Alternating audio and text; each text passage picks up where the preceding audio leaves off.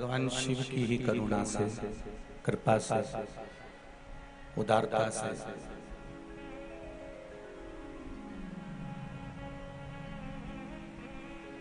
शिव की ही दया से अपन सभी को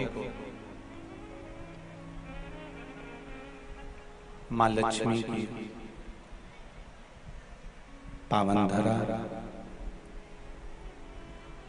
श्री हनुमान जी महाराज का पुण्यमय आनंदमय स्थल मेहंदीपुर दरबार और पूरे रतलाम नगर के चारों तरफ विराजमान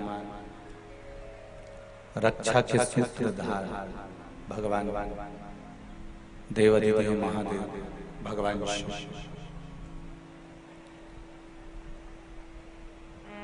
भगवान शिव की कृपा, उदारता और दया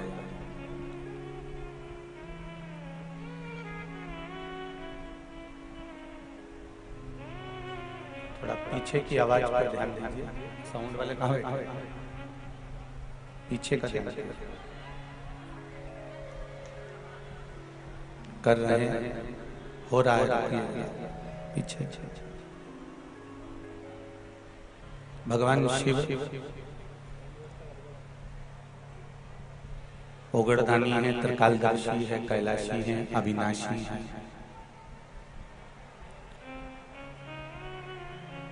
और जब तक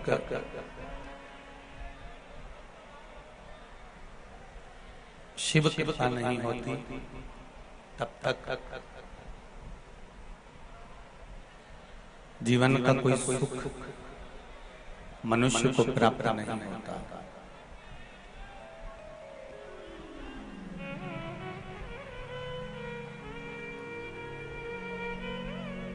जीवन का सबसे बड़ा सुख है,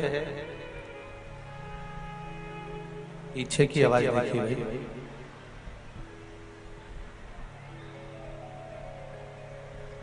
कर रहे हैं, हो रहा है। 2 मिनट पीछे की आवाज कहाँ नहीं आ रही आवाज?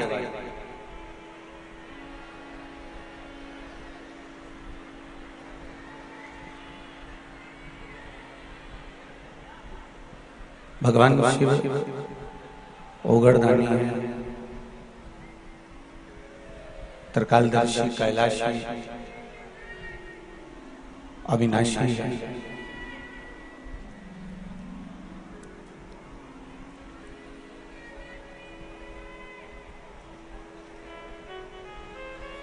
संपूर्ण विश्व का कल्याण करने वाले हैं। शंभु शरणे पड़ी मां घड़ी रे घड़ी दुख काटो दया करी दर्शन आपो दया करी दर्शन आपो। शिव कृपा होती है तब जाकर जीवन का कोई सुख हमें प्राप्त होता है। इतनी कड़क धूप में, चिलचिलाती हुई गर्मी में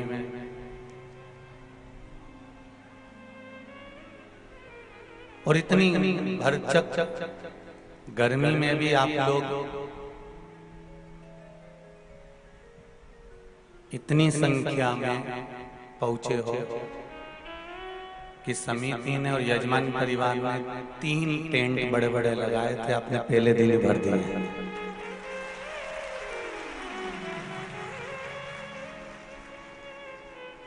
अच्छा, आप तो आते हो, साथ में थोड़ी बहुत टेंशन लिया था।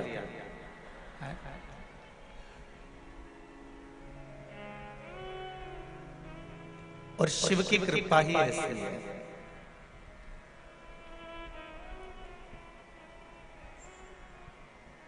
भगवान शंकर की जो करुणा है, उदारता है, दया है, कथा मंडप में या आस्था चैनल पर या फेसबुक पर, यूट्यूब पर जितने भी श्रोता भाई बहन कथा सुन रहे हैं, चाहे विप्रजन हो, ब्राह्मण जन हो, गुरुजन हो, संत जन हो, साधु जन हो, कोई राजनेता गण हो, प्रशासनिक बंधु हो, धार्मिक बंधु हो, या जितनी भी कोई संस्थाओं से जुड़े हुए हों, वो जिस भाव से, जिस हृदय से शंकर की कथा को सुनते हैं, श्रवण करते हैं, ये विश्वास मानकर चलिए कि मेरा देव अधिदेव महादेव उनकी मनोकामना 3 महीने में पूर्ण कर ही देते हैं। ये शिव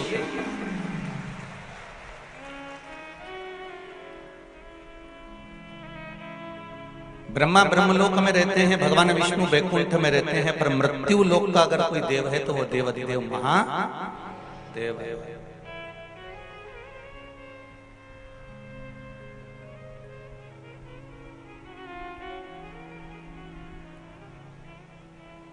और रतलाम क्षेत्र तो ऐसा क्षेत्र है कि चारों तरफ शंकर भगवान से, देवी देवताओं से, आसपास में सब दूर घिरा हुआ है। तुमसे अगर कोई पूछे कि तुम्हारा पड़ोसी कौन है तो कह दोगे हमारा सांवरिया सेठ।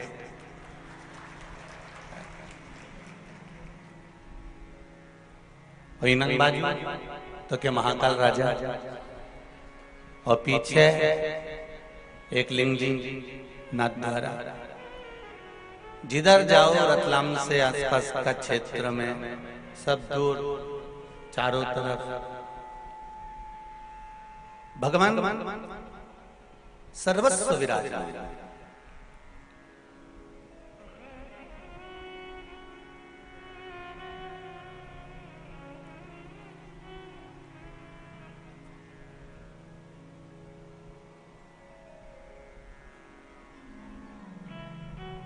और शिव की कृपा, उदारता, दया जो आप पर और हम पर हुई है कि आप और हम बैसाख के महीने में, बैसाख शिवरात्रि शिव महापुराण की कथा श्रवण करने के लिए विराजमान है।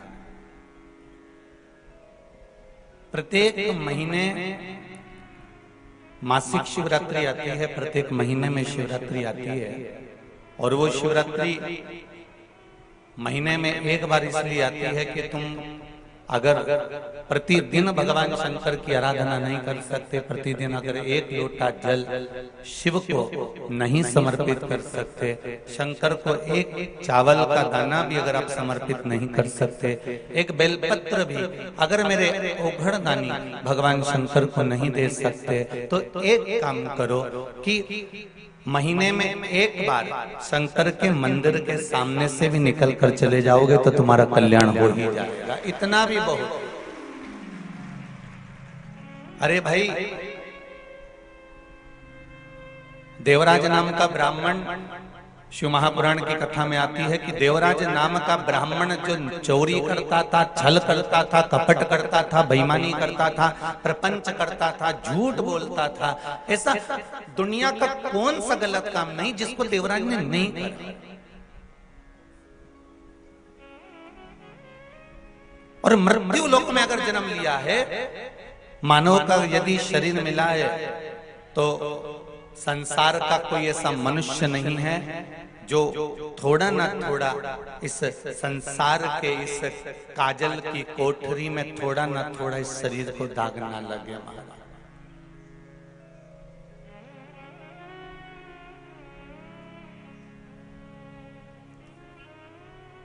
मालवा के संत श्री नागर जी महाराज एक बात बहुत सुंदर कर, या संसार कोयला को टुकड़ो, दाग लगे दामन में, नर तू क्यों पड़ता उलझन में, क्यों पड़ता उलझन में, नर तू क्यों पड़ता उलझन में। ये संपूर्ण संसार भूमंडल संसार सागर में ऐसा कोई नहीं जन्मा जिसको कुछ कोयले का कालोच ना लगा।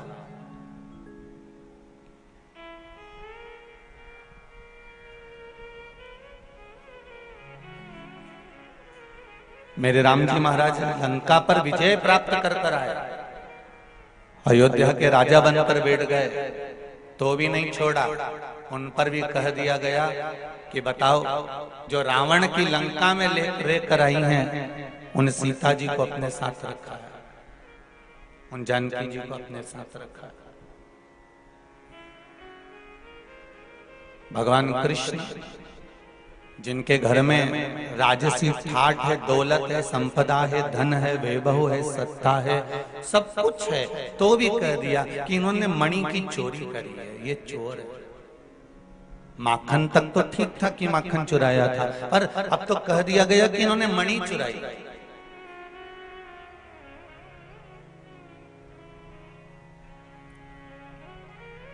जरा विचार करिएगा,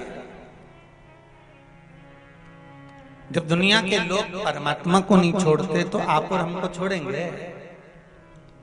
पर शिव महापुराण की कथा एक बात बहुत अच्छी कहती है कि क्या किसको रोइए चादर तान के सोइए, आग लगे बस्ती में अपन रहो मस्ती में। अपने को अपना सुख खत्म नहीं करना दूसरे के चक्कर में। जरा सी देर में हमारी देवरानी का मुंह खुल गया, हमारी जेठानी का मुंह खुल गया, मेरी सास मुझसे नहीं बोल रही, मेरा भाई मुझसे नहीं बोल रहा, मेरा कुटुंब वाला मुझसे नहीं बोल रहा, वो मुझसे बात नहीं कर रहा, वो ऐसा बोल रहा है, वो वैसा बोल रहा है। हम किस किस के लिए रोएंगे साहब?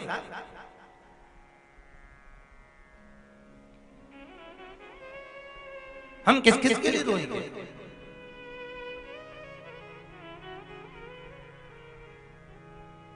इसलिए रतलाम के लोग जब भी किसी के यहाँ जाते हैं, रतलाम का आदमी कहीं पर भी जाएगा तो झोला में सेव लेकर जाएगा।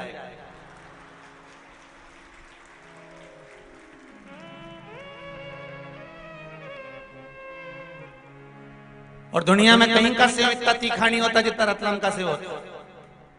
और जाते ही सबसे पहले मेहमान को रतलाम का सेव निकाल कर देगा।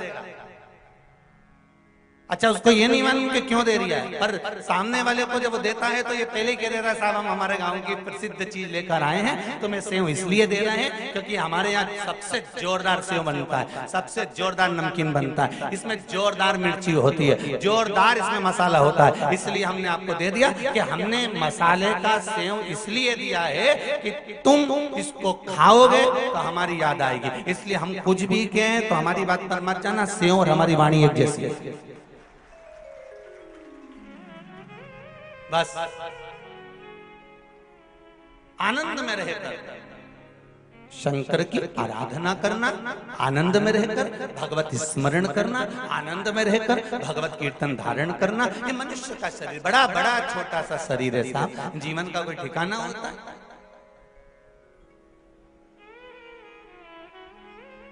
गेहूं के खेत में से एक दिन गेहूं कट जाता है, चना के खेत में से एक दिन चना कट जाता है, लहसुन के खेत में से लहसुन उखड़ जाता है, प्याज के खेत में से प्याज उखड़ जाता है, मूंगफली के खेत में से मूंगफली उखड़ जाती है, मक्का के खेत में से मक्का कट जाती है, ज्वार के खेत में से ज्वार कट जाती है, बाजरा के खेत में से बाजरा कट जाती है। उसी तरह संसार के खेत में से मनुष्य कब कट कर निकल जाए इसका कोई ठिकाना नहीं। ये मानव का कोई ठिकाना नहीं है कब निकल कर जाना होता है।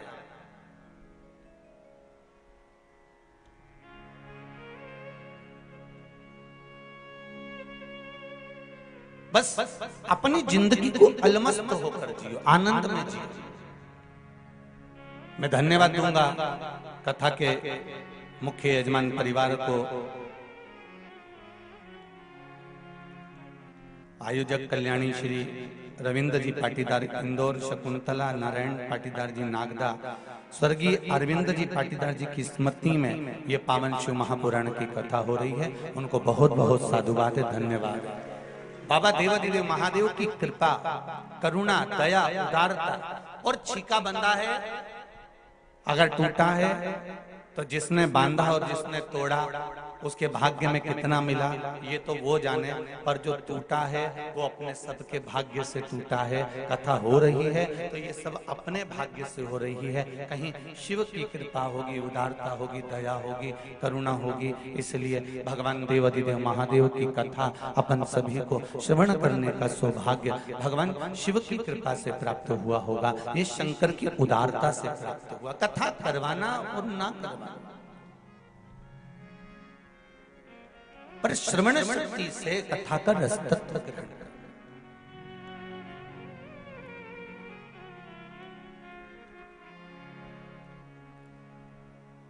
केवल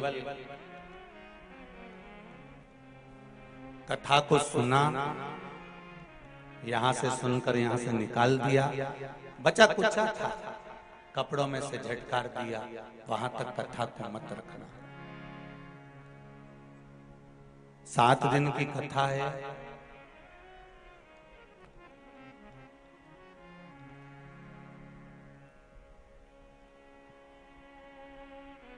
इस 7 दिन की कथा में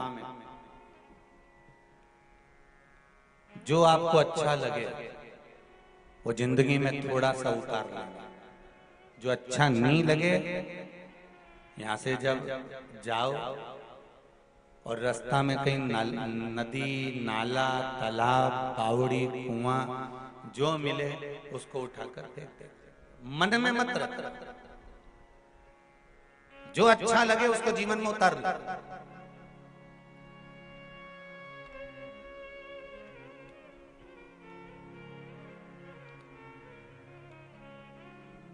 कितनी सुंदर बात कही है। कोई तुमको बहुत सुंदर लग रहा है ना, कोई तुमको बहुत अच्छा लग रहा है ना, बहुत अच्छा लग रहा है, तो उसको ज्यादा गौर से मत देखो।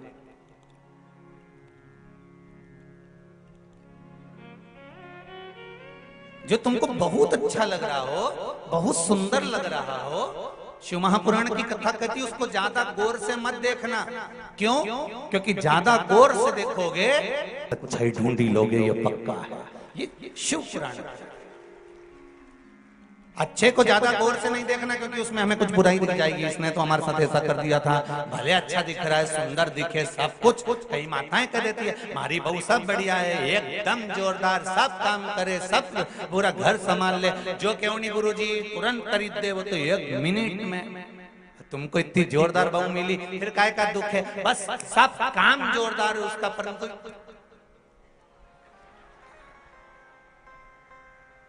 इका मुंडा घना चले तो घना परेशान हो गया। सब काम जोरदार करे पर इकी ये जीवान है नी, ये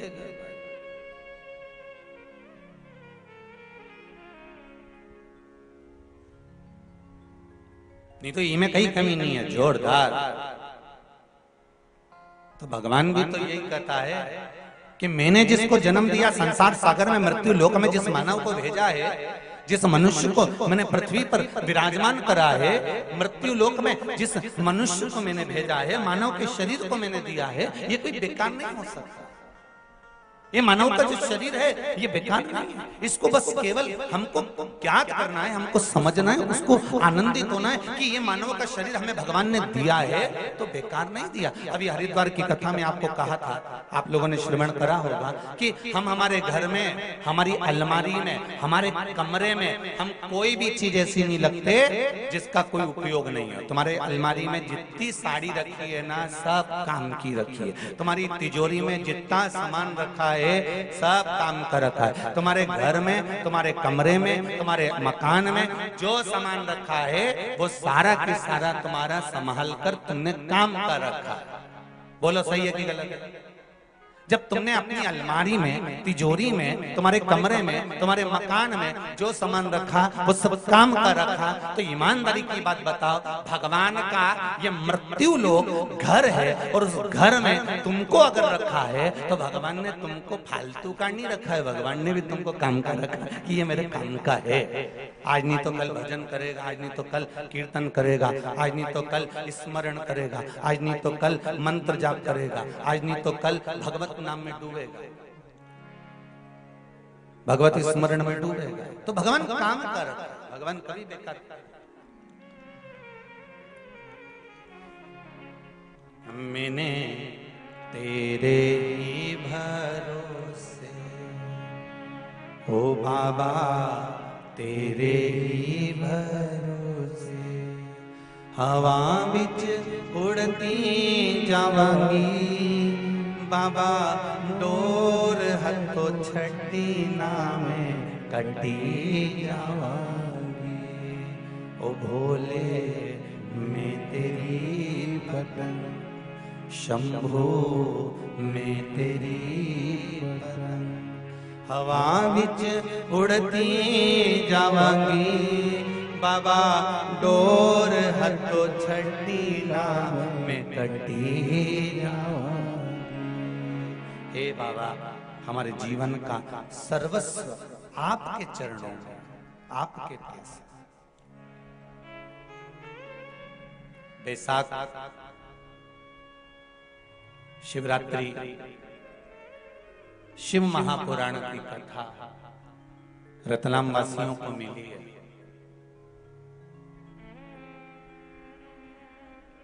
बहुत अच्छे से सुनिएगा।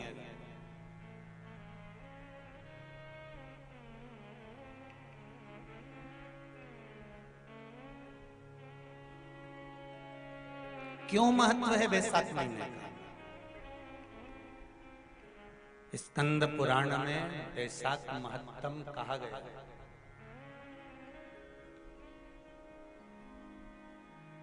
शिव महापुराण में भी बैसाख के महत्व का वर्णन किया गया। अग्नि पुराण में भी बैसाख का महत्व दर्शाया। कितना, क्यों इतना महत्व है? जिसको माधव मास भी कहते हैं। बैसाख को केवल बैसाख मास में माधव मास भी कहा जाता है।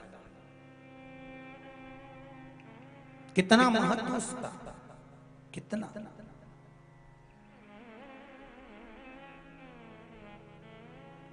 क्योंकि सतयुग, त्रेता, द्वापर और कलियुग, ये चार युग जो हैं, इसमें सतयुग, त्रेता, द्वापर और कलियुग, उसमें जो त्रेता युग है उसका जो प्रारंभ हुआ था वो यही बैसाख के महीने से प्रारंभ हुआ था, माधव मास से प्रारंभ हुआ था। और इस पवित्र मास में कुर्म अवतार, हयग्रीव अवतार, नरसिंह अवतार, नरनारायण अवतार, परशुराम अवतार, गंगा अवतार, ये सारे अवतार भगवान नारायण ने, भगवान विष्णु ने, मेरे शंकर भगवान ने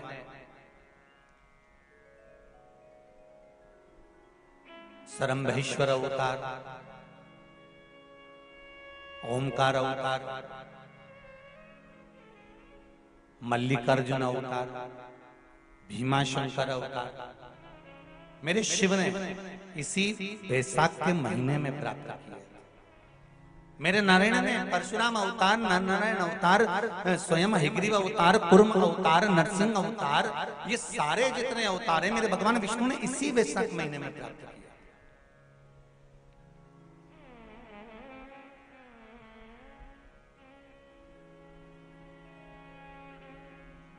ऐसे कई अवतारों का दर्शन अमर को वैशाख महीने में हो जाता है।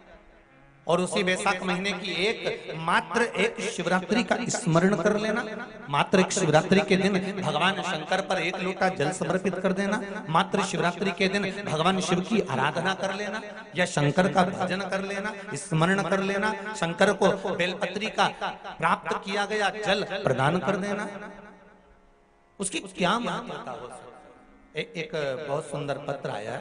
पत्र तो बहुत सारे हैं पर अभी पढ़े नहीं हैं, पत्रों की संख्या बहुत है, पढ़ेंगे इसको भी, पर उसमें कुछ जो पढ़े हैं वो ये है।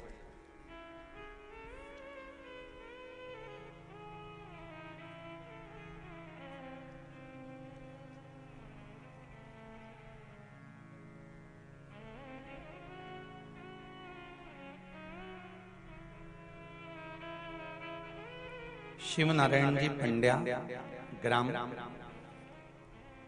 नागूखेड़ी, तहसील जिला देवास से हैं। कहीं बैठे हों तो हाथ हिला दीजिएगा।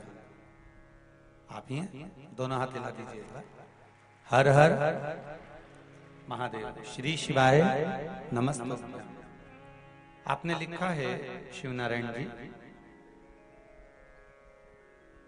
पत्र लिखा, उसके लिए धन्यवाद। व्यासपीठ कराया। गुरुजी, पत्र आजकल जो भी आता है आस्था चैनल के माध्यम से भी टीवी पर आप लोग उस पत्र को पढ़ सकते हो कि ये पत्र हम जो आते हैं ये दिल से आते हैं और लिखने वाला भी अपने हृदय से लिखता है। इसलिए मैसेज, मोबाइल के मैसेज से पत्र ज्यादा मान्य होता है। आज भी दिल से भेजा जाता है, कोई हृदय से भेजता है। आपने लिखा है, गुरुजी मेरे को शुगर, ब्लड प्रेशर था और मैं रोज गोली खाता था।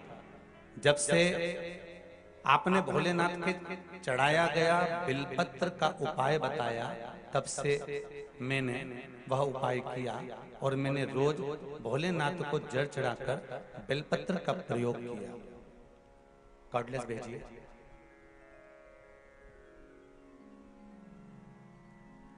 पास में है इसलिए भेज दीजिए। रवाना करो जल्दी। हाँ, आगे वालों को दो और पीछे वालों को भेजेंगे। पीछे वाला उससे पीछे वाले को भेजेंगे।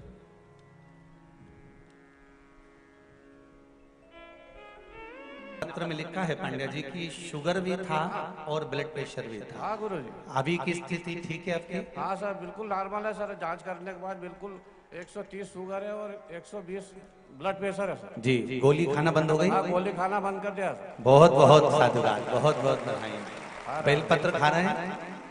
बेलपत्र और पानी? हाँ, बेलपत्र खाता था सर। एक हफ्ते में मेरे को ये बहुत फायदा हुआ। एक हफ्ते तक मैंने सलंग खाया सर। जी जी जी, बहुत बहुत साधुवाद। विराजी पंड्या जी, श्री शिवाय नमस्ते। कितना सुंदर भाव लिखा है कि धर्म पत्नी शिव महापुराण की कथा सुनती थी। उसने एक दिन बता दिया कि शिव पुराण की कथा सुनो और उस कथा का कोई उपाय करना चाहिए। और पत्नी ने विचार कर कर कि चलो बेलपत्र का प्रयोग बताया है, अपना जाता क्या है करने में, कोई पैसा तो खर्च नहीं हो रहा, ना कहीं जांच कराने जाना है। एक लोटा जल, एक बेलपत्र शिव को समर्पित करा, पाया और उसका फल ये रहा कि अब उन्होंने लिखा है नीचे, दवाइयां मैंने गोली खाना बंद कर दी है, अब पूर्ण रूप से स्वस्थ हूं, भोले बाबा की कृपा है। ये शिव की उदारता है, ये शंकर की कृपा। आपका करा भजन, कीर्तन, स्मरण, संकीर्तन, मंत्र जाप, ये शिव कहीं ना कहीं करुणा करेगी।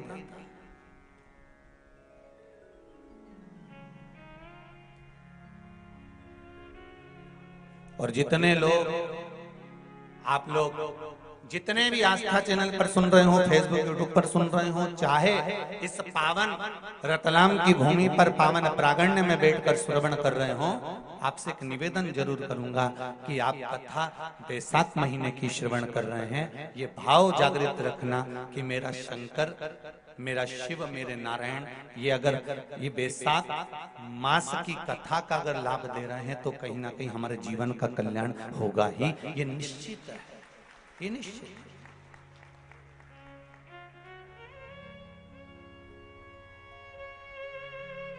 बस हृदय से, मन से, चित्त से, वृत्ति से हम भगवान शिव को रिझाएं, हम भगवान शंकर को मनाएं।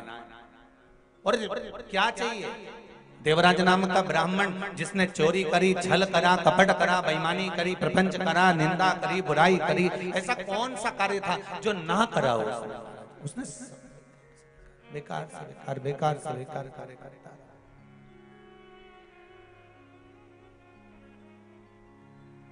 सब बेकार से बेकार कार्य कर रहा, फिर भी शिव कृपा देखिए कितनी प्रबल है महाराज, शंकर की उदारता कितनी प्रबल है, शिव भक्ति कितनी प्रबल है।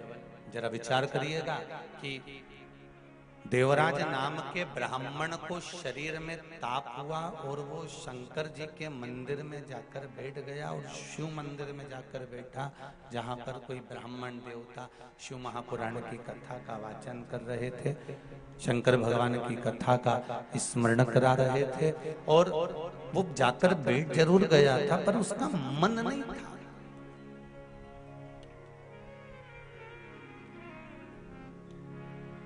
तुलसीदास जी से किसी ने पूछा, तुलसीदास बाबा से किसी ने, थोड़ा प्रेशर दीजिए, तुलसीदास बाबा से किसी ने पूछा, बाबा जी आप कहते हो कि सत्संग में बैठो, आप कहते हो कि भजन में बैठो, आप कहते हो कि स्मरण में बैठो, पर एक बात मेरे को पूछना है तुलसीदास बाबा से। तो बाबा जी ने बोला, बोलो क्या बात है? मुझे ये पूछना है, आप बोलते हो कथा में बैठो, आप बोलते हो सत्संग में बैठो, और हाँ, जो बैठने वाला है सत्संगी है, भजनावली है, कीर्तनी है, जिसका मन कथा में लगा भगवान ने उसको तो तार दिया, पर जो जाकर बैठा और बैठने के बाद भी उसका मन नहीं लगा तो क्या भगवान उसको तार देगा? उसका मन तो लग ही नहीं रहा, कथा में जाकर बैठ तो गया, ने भीड़ भी बढ़ा दी। अब इतना सारा लोग कथा में आया है, ईमानदारी से बोलो, यहाँ से आधा किलोमीटर दूर पर या 500 मीटर की दूरी पर या 300 मीटर की दूरी पर या 200 मीटर की दूरी पर तुम्हारी गाड़ी रुकवा दी होगी। बोलो सही है कि गलत है? अरे तुम डरो मरो मत, 7 दिन किसी से डरने की जरूरत नहीं है, तुम तो कथा में अलमस्त होके बैठो। हैं कोई कहे कि नी नी लोग हमको घूर के देख रहे हैं, तो नहीं बोले नहीं, तुम तनी तनाई बैठी रहो। तो ऐसे कई बात नहीं, अपने 7 दिन अपने को तो आनंद से कथा सुनना है हो, तो तुम तो जो पूछे नहीं वैसे जवाब देते जाओ। और बढ़िया, तुम भी तो लिख के भेजते, तुम जवाब बोलते हो, तुम हम भी पूछे तुमसे। यहाँ से 300 मीटर की दूरी पे गाड़ी रोक दी, 500 मीटर की दूरी पे गाड़ी रोक दी, अब तुम वहां से छोरा छोरी ने लपेटता हुआ ने ठोकता हुआ, अब कहीं कहीं नहीं चले तो दे भी धरी से और चले जा रहे हो, चले जा रहे, और चलता चलता बीच में दुकान मिली गई चाट वे की, और छोरा छोरी के ने हमको तो ये गुड़िया का बाल दिला दे, और मम्मी के चल लेकिन चल चल, वो ठोकता ठुकाता और गाता बजाता जैसे तैसे शिव पुराण में पहुंच गए। अब इतनी चिलचिलाती हुई गर्मी में, इतनी चिलचिलाती हुई धूप में, अच्छा कई लोग बोले भी सर महाराज जी अभी शादियों का सीजन चालू हो गया है, अब कथा थोड़ी सी 1-2 महीना विराम करना चाहिए। अब शादियां खूब चल रही है तो कथा भी थोड़ा सा, हमको शादी ब्याह में जाना रहे तो कथा में कौन आएगा? तो हमने कहा जिनकी उनसे रिश्तेदारी होगी वो उनके यहाँ जाएगा, जिनकी इनसे रिश्तेदारी होगी वो यहाँ आएगा। यहाँ तो रिश्तेदारी देखी जाती है। और जिनकी शादी में तुम गए हो, तुम्हारी विपदा की घड़ी में वो खड़ा मिलेगा? अरे बोलो तो जीजी ने, तुमने खूब ढोलक पीट पीट के गाया ने, बना जी रात के आजा जी, बना जी धीमे आजे जी, बना जी दिल्ली से लाजे जी, ने लहंगा लाजे ने, ये लाजे ने लाजे ने, दुल्हन संभर के आएगी नहीं यूं जलवा दिखाएगी। कितना गाया, आधी रात रात के 9-10 बजे तक ढोलक पीटी पीटी के गाया। अब तुमने रात के 12 बजे तक जो बना बनी गाया तुम्हारे की काम आया? और यहां बैठकर जो तुमने भजन गाया वो अंत समय तक काम आया, तो वो किस काम का?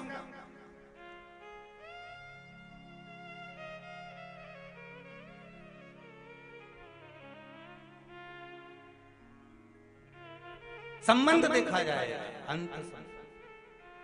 तो कहा तुलसी बाबा से कि ये कई लोग ऐसे हैं जो कथा में जाते हैं इनका मन लग जाता है, और कई लोग ऐसे हैं जो कथा में जाते हैं पर मन नहीं लगता, तो भगवान इनके तारेगा कि नहीं तारेगा? सीधी सीधी बात है। किसी ने कहा तो तुलसीदास जी ने कहा, एक व्यक्ति जाता था और नल के नीचे जाकर मटके को सीधे की जगह उल्टा लगा देता था। तो किसी ने कहा कि तू ये क्या कर रहा है? कि मेरा मन 10 मिनट तू पानी भरता है तो 10 मिनट में भरूंगा। तो मटका उल्टा रखने से मतलब क्या? बस मर्जी मेरी।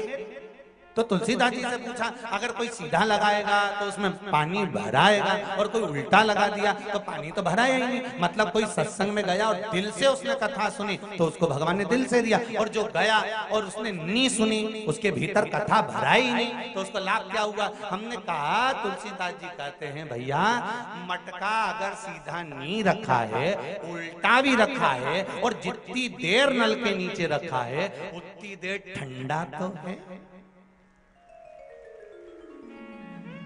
उतनी देर उसमें शीतलता तो है, ठंडाई तो है। बस ध्यान रखना एक बात का, कोई तुमसे कहे कहां जा रही? कथा में जा रही। कोई तुमसे कहे कहां जा रही? तो महापुराण की कथा में जा रही। तुम आ जाके क्या करेगी? इतनी धूप पड़ी रही है, इतनी गर्मी पड़ी रही है, और वहां कथा में जाके भीड़ इतनी पड़ रही है, कहां जाके बैठेगी? मैं तो कथा में जाऊंगी, तो टीवी पे सुनूंगी, चाहे मोबाइल पर सुनूंगी, पर कथा सुनूंगी। तो क्या होगा उससे? तो कहा 3 घंटे दिन भर मोबाइल पे झूठ बोलूं, कपट करें, दुकान पर, व्यापार में, व्यवसाय में, आदि आदि की जगह दिन भर झूठ, छल, कपट, बेईमानी, प्रपंच दिन भर चलता रहता है, दिन भर चलता रहता है। कम से कम 3 घंटा कथा में बैठेंगे तो इस मुख से झूठ तो नहीं निकलेगा, इस शरीर से पाप तो नहीं होगा, इस शरीर से कपट तो नहीं होगा, इस शरीर से बेईमानी तो नहीं होगी। 3 घंटा तो हमारा अच्छा निकलेगा ना।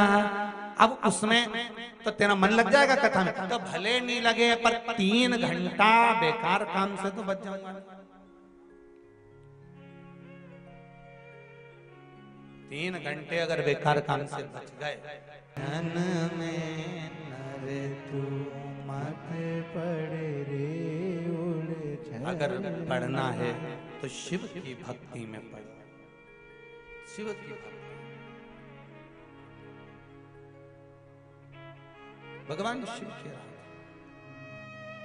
मैं तो बैठी थी गंगा किनारे, मैं तो बैठी थी गंगा किनारे, आके दर्शन दिया ओ भोलेनाथ, आके दर्शन दिया ओ भोलेनाथ, दिल तुझको दिया दिल तुझको दिया ओ भोलेनाथ, दिल तुझको दिया ओ भोलेनाथ, दिल तुझको दिया ओ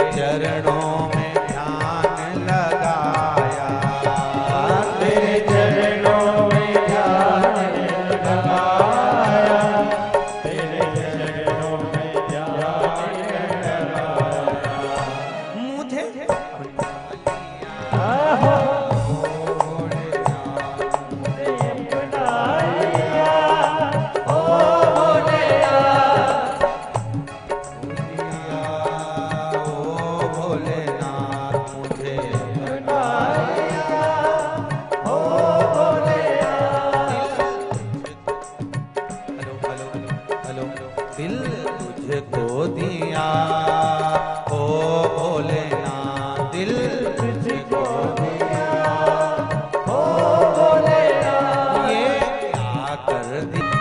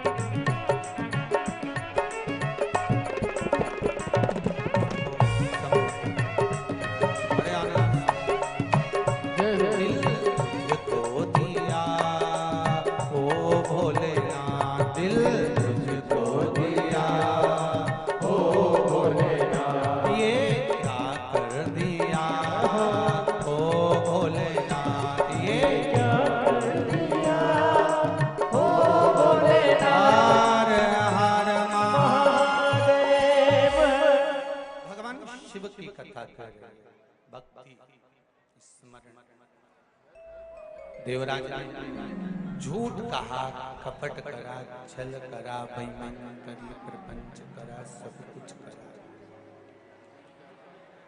सब कुछ किया गया, पर अंतिम जो क्षण था देवराज का, अंतिम जो पल था देवराज का, वो देवराज ने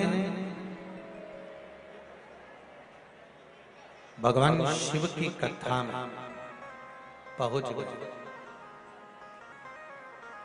भले उसका मन नहीं लगा,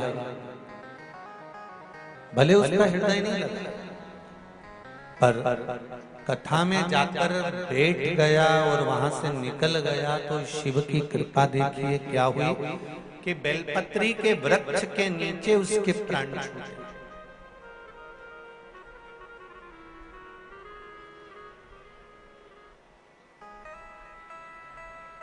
बेलपत्री के वृक्ष के नीचे।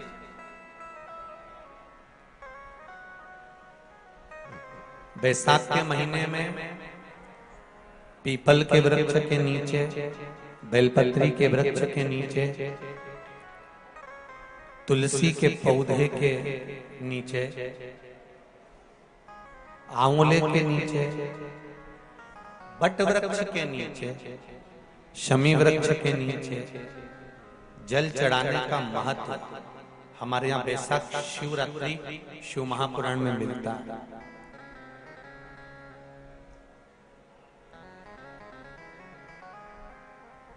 और जल की महत्वता क्या है महाराज? जैसे देवराज ने भगवान शंकर के मंदिर में पहुंचकर मात्र कुछ देर की शिव महापुराण की कथा सुनकर बेलपत्री के वृक्ष के नीचे अपने प्राणों को त्यागा तो शिव के ही धाम पर चला गया, शंकर के धाम। उसी तरह एक बड़ी सुंदर कथा थी, कुशी शिवरात्रि शिव महापुराण की कथा कर रही है। एक दिन हेमकांत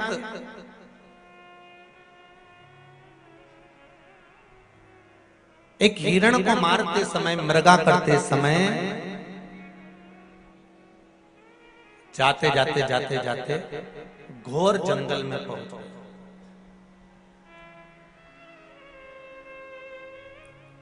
अब इतने भयंकर जंगल में वो पहुंचा, इतने भयंकर जंगल में पहुंचा कि वहां पर पहुंचने के बाद में उसने अपने दूतों से कहा कि मुझे प्यास लगी है, पानी पीना है और कुछ थोड़ी बहुत भोजन प्रसादी मिल जाए तो इससे बढ़कर और क्या।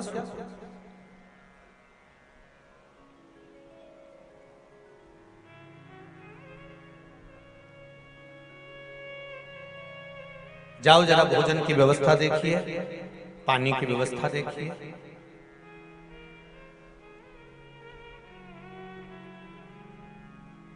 भोजन और पानी की व्यवस्था देखिए जरा, जाइए।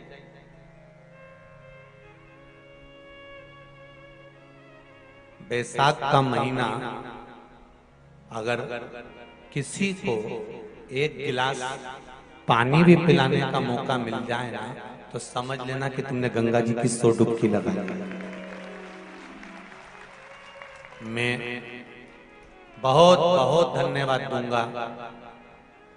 मेरे पास कोई लिस्ट वगैरह तो आई नहीं है कि कोई संस्था किस प्रकार की सेवा कर रही है, पर फेसबुक पर मैंने पढ़ा, कोई हमारे आकाश जी और कुणाल जी मेरे को पढ़ा रहे थे तो कहा गुरुदेव एक 24 ब्राह्मण समाज और एक दामोदर दर्जी समाज, इन दोनों ने अपने अपने भवनों को, स्कूलों को खुलवा दिया और जहां पर बाहर से आए हुए मेहमानों के लिए भोजन की, नाश्ते की और जाने और आने की व्यवस्था तक गाड़ी लगवाई। मैं धन्यवाद, बहुत बहुत साधु।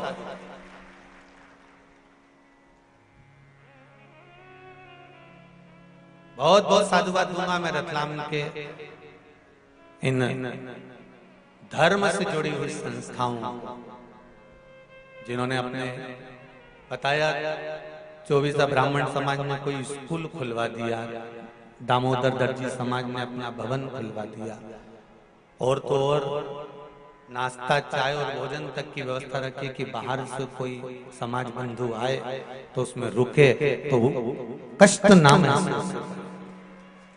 मैं कहूंगा बैसाख के महीने में अगर एक गिलास भी पानी आप दिल से अगर किसी को पिला रहे हो तो गंगा की 1000 डुबकी आप रोज लगा रहे हो। ये विचार मानकर चलिए, कोई कम नहीं है।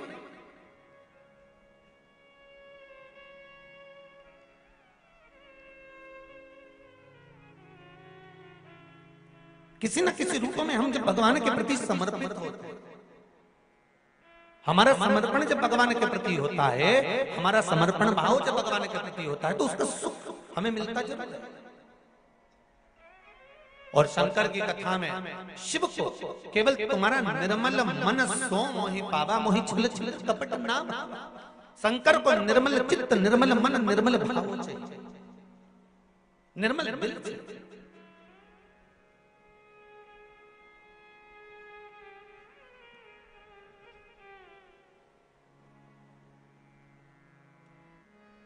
भगवान को तुम्हारा वैभव नहीं है, तुम दूसरे मंदिर में जाकर खूब अपना वैभव दिखाना चाहते। शंकर को तुम्हारा वैभव से कोई मतलब। तुम्हारा कितना वैभव है, तुम्हारे पास में कितना धन है, कितनी संपदा, कितनी दौलत, कितनी सत्ता, इससे शिव को कोई मतलब।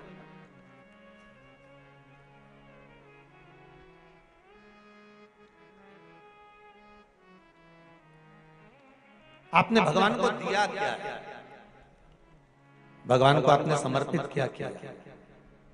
पशुपति व्रत जब माताएं करती हैं, भाई करते हैं, बच्चे करते हैं, और जब पशुपति व्रत के 5 दिए मंदिर में लगाने के बाद जब वो छठा दिया अपने दरवाजे पर, दरवाजे की ओर मुख कर कर बैठ कर सीधे हाथ की ओर जब वो दिए को लगाती हैं बेटियां, बहुएं, माताएं, भाई, पशुपति व्रत का जब वो छठा दिया मंदिर से लेकर आने पर, मंदिर के द्वार से लाकर अपने घर के द्वार पर जब वो जलाती है तो उसके मन का जो भाव होता है, जिस दिल से, जिस हृदय से, जिस चित्त से, जिस वृत्ति से वो भगवान से जो कहती है, भगवान पशुपति व्रत के अंतर्गत 5 ही व्रत में उसका मन का मुराद पूर्ण कर देते हैं, हृदय की बात पूर्ण कर देते हैं, क्योंकि दिल से कहा गया।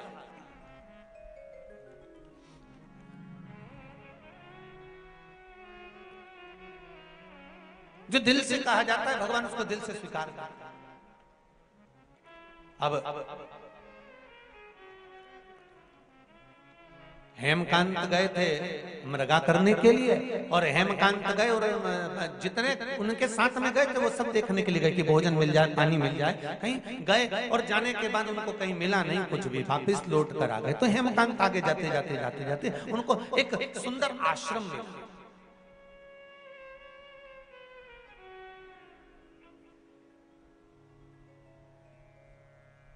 जिसमें एक सुंदर ऋषिवर बैठे हुए थे जिनका नाम था सत्यजी।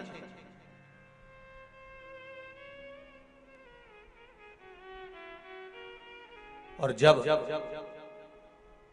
वहां जाकर उन्होंने देखा कि मैं आया और मेरा कोई आदर नहीं, जैसे श्रीमद् भागवत कथा में आता है कि राजा परीक्षित जब गए और शमीक बाबा के आश्रम पर पहुंचकर जल की याचना करी और जल नहीं मिला। इन्होंने तो याचना भी नहीं करी कि मुझे जल चाहिए, इन्होंने तो जाते से बस वहां पहुंचने के बाद इनके मन में आ गया कि मैं यहाँ पर आया हूँ और मेरा आदर होना चाहिए। शिव महापुराण की कथा कहती है, बहुत सावधानी से सुनना। बेटी के घर में, बहन के घर में जाओ तो ये आशा लेकर मत जाना कि तुम्हारा बहुत आदर हो। गुरु के दरवाजे पर जब जाओ तो ये आशा लेकर मत जाना कि तुम्हारा बहुत आदर हो। मंदिर में जब जाओ तो ये आशा लेकर मत जाना कि तुम्हारा बहुत आदर हो।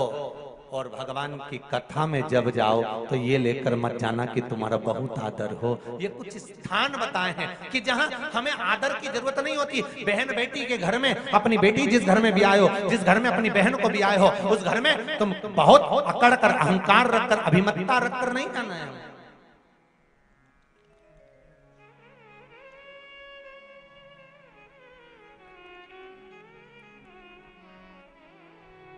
बहुत अभिमान था।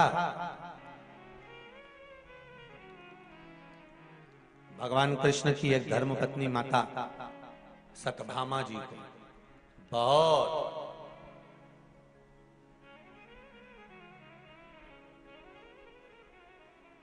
इतना अभिमान था।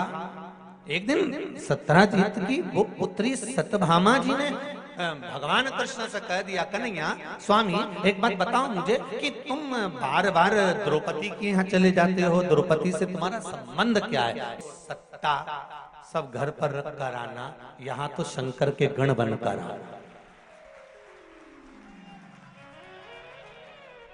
यहां अगर आना है आपको कथा श्रवण करने के लिए तो आप ये मानकर चलना कि मैं शिव का गण हूं, शंकर भगवान की कथा सुनने जा रहा हूं, शिव का अनुमोदन करने जा रहा हूं। क्या लाभ होगा उसका? उसका एक लाभ होगा, जब आपकी गाड़ी अगर 200 मीटर भी दूरी पर रुकती है, थोड़ी दूरी पर रुकती है, वहां से अगर पैदल चलकर आप यहां तक आ रहे हो तो ये विश्वास मानकर चलना, अगर शंकर के होकर चलोगे तो ना प्यास लगेगी, ना भूख लगेगी, ना धूप लगेगी और सीधे कथा में पहुंच जाओ। अगर दिल से गए हो भगवान शिव की शरणागति में, भगवान की शरणागति में दिल से गए हो। ये दो तरह की बात होती है। एक बहुत समझ में आ जाता है, जरा सा व्हाट्सएप पे बात करो, जरा सा फोन पे बात करो, जरा सा किसी से बात करो, और अगर दिल से कर रहे होगे ना तो बात करने का और मन करेगा। 2 मैसेज और कर देता हूँ, 4 मैसेज और कर देता हूँ, थोड़ा सा ये और भेज देता हूँ, थोड़ा सा और बात कर देता हूँ, थोड़ी और बात करता हूँ, अगर दिल से कर रहे होगे। और अगर जरा सा तुम्हारा दिल नहीं लगा और तुम्हारे काम पड़ा हुआ है और तुमने मैसेज करा, तो अगला मैसेज जो तुम्हारा होगा ना तो उतने में समझ जाओगे कि अभी ये बात करने के लायक नहीं है। अगर अभी करूं तो ठीक, तो तुम भी लिख के भेजे। तो रात को बात करते हो तुरंत, हृदय नहीं है।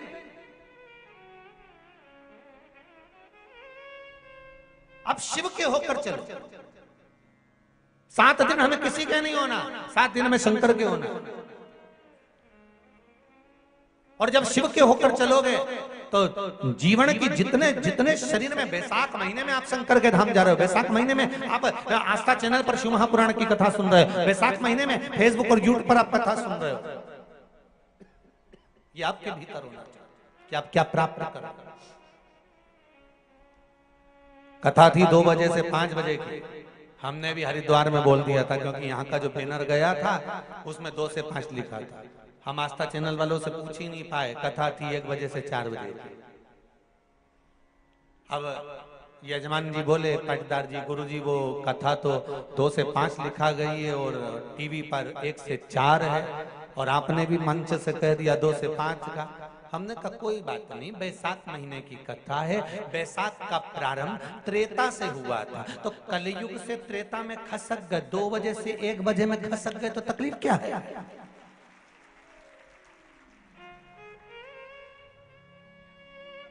जितने लोग आस्था पर सुनने वाले हैं, फेसबुक यूट्यूब पर श्रवण करने वाले हैं, आप भी अपने अपने रिश्तेदारों को, परिचितों को, और जितने रतलाम के लोग कथा सुन रहे हैं, कई लोग बेचारे 2 बजे के हिसाब से आएंगे ट्रेन में चढ़ के, तो तुम भी आज ही शाम को जाते जाते यहीं से बाहर निकल के कथा का फोटो खींच के नीचे लिख के डाल दीजिए 1 बजे से 4 बजे आ जाओ, 5 बजे तो कहीं नहीं मिलेगा, तो कुछ नहीं जाए। बस यहाँ से जब जाओ नहीं तो एक फोटो क्लिक करके ने जैसे तुम्हारा जोरदार लिख दो कि जितना भी आओ। कितने बजे? अरे बोलो तो। हाँ,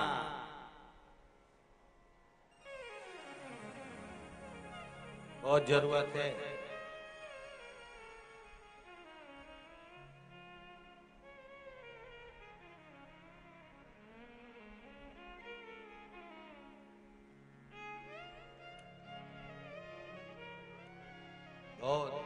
सब भेज देना।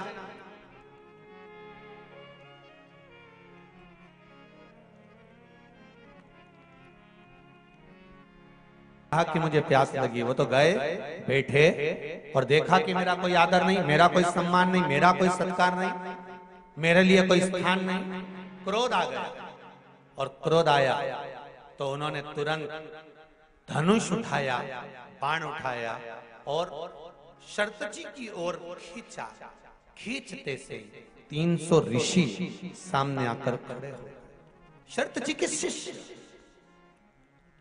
थोड़ा ना थोड़ा लाइट जला ही देता है।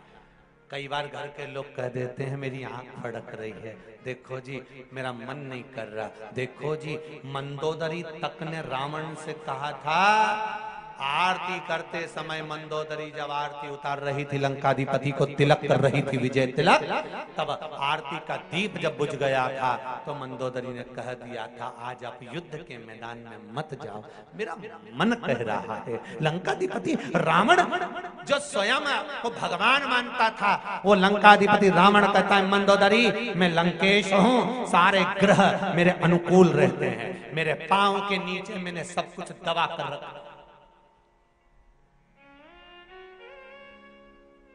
सारे ग्रह मेरे अनुकूल हैं, सब मेरे अनुसार चलते हैं, और तू घबरा रही है।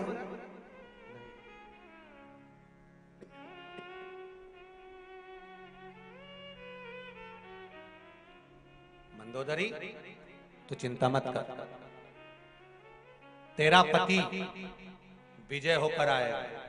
मंदोदरी कहती आज मेरा मन ठीक नहीं लग रहा, आज मेरा चित्त ठीक नहीं लग रहा, आज मुझे श्रेष्ठता नहीं लग रही, आज मुझे श्रेष्ठता नहीं लग रही, आज मेरा चित्त, आज मेरा मन, आज मेरी बुद्धि श्रेष्ठ नहीं मान रही। और मेरी माताओं, मेरे भाई, इस पावन कथा में जितने लोग बैठे हैं आपको भी कहूंगा, जब कोई गलत होने वाला होता है भगवान बत्ती सबकी जलाता है कि देख बच्चा जा, रोक ले। उसके बाद भी हम सोचते हैं कुछ नहीं होगा, चलने दो चलने दो चलने दो।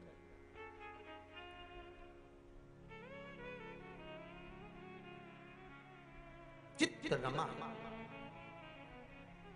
ऋषियों ने रोक दिया।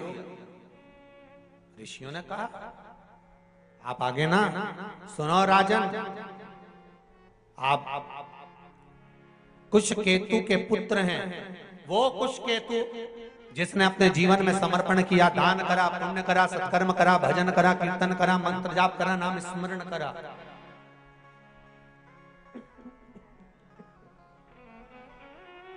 आप कुशकेतु के पुत्र हैं राजन, यदि आप ये गलत करेंगे तो इसमें श्रेष्ठता नहीं होगी।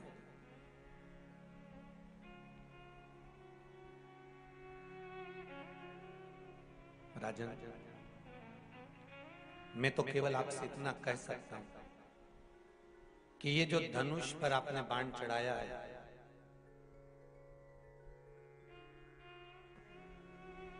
धनुष पर जो बाण चलाया है, ये धनुष का चढ़ाया हुआ बाण आप उतार लीजिए नीचे। ये ठीक नहीं है, ये श्रेष्ठ नहीं है। सामने जो तप करने बैठे हैं ये जानते नहीं आपको कि आप आए हो।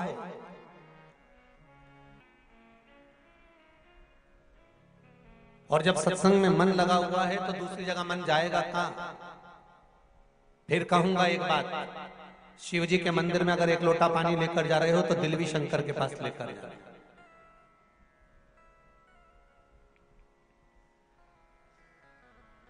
शिव जी के पास अगर एक लोटा जल लेकर जा रहे हो तो दिल की बात भी शंकर तक लेकर जा रहे हो।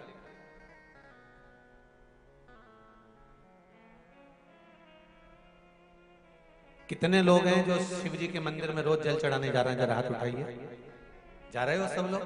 जाना चाहिए। रखो अपने ब्रह्मा ब्रह्म लोक में है, भगवान विष्णु वैकुंठ लोक में है, मेरा देव अधिदेव महादेव इस भूमंडल पर है, साक्षात मेरा शंकर पृथ्वी पर विराजमान है। तो एक लोटा जल ले जाकर जब शंकर जी को हम चढ़ाते हैं तो हमारे दिल की बात शंकर हृदय में रखकर हमारी कामना पूर्ण कर ही देते हैं। ये शिव चित्त है। ये पत्र में आया है, देखिए।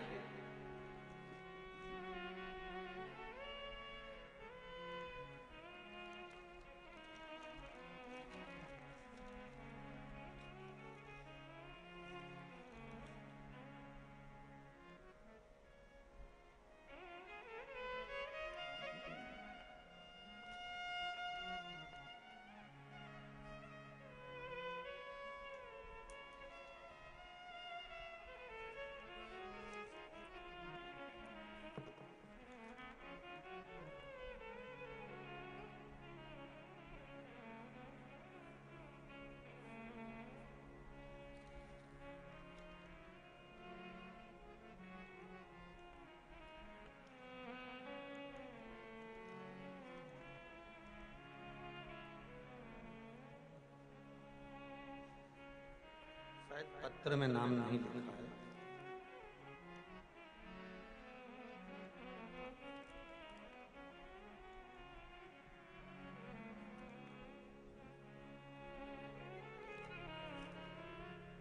जिसने लिखा हो पत्रिका के साथ जो पत्र भेजा है, जिसने भेजा हो वो खड़े हो सकते हैं।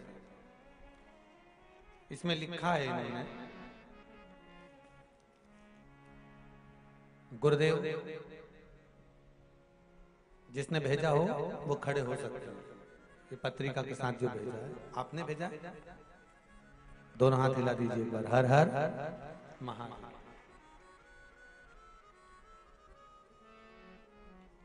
गुरुदेव, पशुपति व्रत आंकड़े की जड़ का महत्व, बच्चे होने के लिए प्रदोष समय में मूंग दाल, बेलपत्र, शमी पत्र, गुड़ का प्रयोग, इन सब उपायों का महत्व क्या है ये मैं अच्छी तरह से जानती हूँ। ये पत्र लिखा हुआ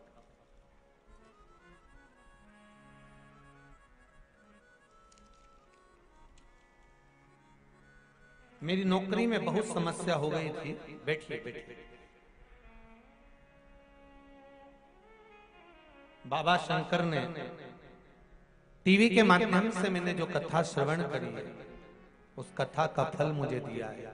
मेरी नौकरी वैसी की वैसी बरकरार। गुरुदेव, डॉक्टर ने मेरी बहू को एक बार मिसकैरेज होने के बाद में बता दिया था कि इसको बच्चे नहीं होंगे। IVF कराने का बोला था और अंत ये हुआ कि बहू की आंख में जल भर गया, रोने लगी। तब शिव महापुराण की कथा सुनी और आपने आंकड़े की जड़ का उपाय बताया